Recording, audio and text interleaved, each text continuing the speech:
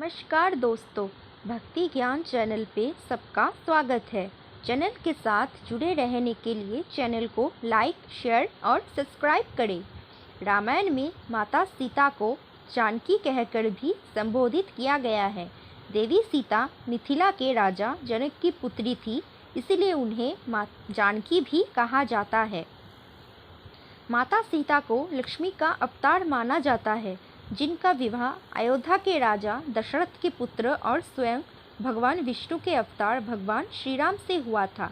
विवाह के उपरांत माता सीता को भगवान राम के साथ 14 साल का वनवास झेलना पड़ा। हालांकि माता सीता के जन्म को लेकर कई पौराणिक कथाएं प्रचलित है, जिसके अनुसार कहा जाता है कि देवी सीता राजा जनक की गोद ली हुई पुत्री थी, जबकि कहीं कहीं इस बात का जिक्र भी मिलता है कि माता सीता लंकापति रावण की पुत्री थी। ऐसे में ये सवाल उठता है कि आखिर माता सीता का जन्म कैसे हुआ था। आइए जानते हैं कथा। वाल्मीकि रामायण के अनुसार एक बार मिथिला में पड़े भयंकर सूखे से राजा जनक बेहद परेशान हो गए थे। तब इस समस्या से छुटकारा पाने के लिए उन्हें एक ऋषि ने यज्ञ करने और धरती पर हल चलाने का सुझाव दिया। ऋषि के सुझाव पर राजा जनक ने यज्ञ करवाया और उसके बाद राजा जनक धरती जोतने लगे। तभी उन्हें धरती में से सोने की खूबसूरत संदूक में एक सुंदर कन्या मिली। राजा जनक की कोई संतान नहीं थी, इसलिए उस कन्या को हाथों में लेकर उन्हें पिता प्रेम की अनुभूति हुई। राजा जनक ने उस कन्या को सीता नाम दिया और उसे अपनी पुत्री के रूप में अपना लिया। माता सीता के जन्म से जुड़ी एक और कथा प्रचलित है, जिसके अनुसार कहा जाता है कि माता सीता लंकापति रावण और मंदोदरी की पुत्री थी। इस कथा के अनुसार सीता जी वेदवती नाम की एक स्त्री का पूर्ण जन्म थी। वेदवती विष्णु जी की परम भक्त थी और वो उन्हें पति के रूप में पाना चाहती थी।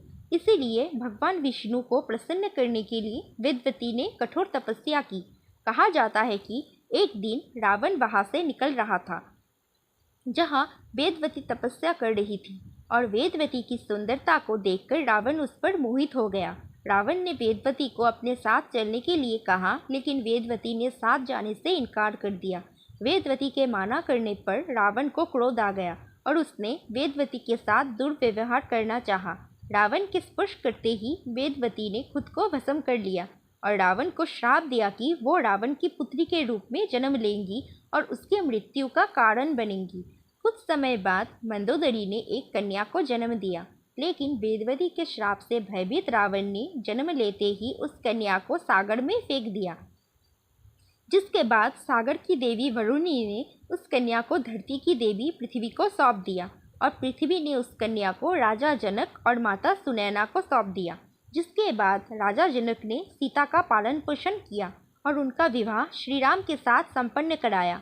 फिर वनवास के दौरान रावण ने सीता का अपहरण किया, जिसके कारण श्री राम ने रावण का वध किया और इस तरह से सीता रावण के वध का कारण बनी।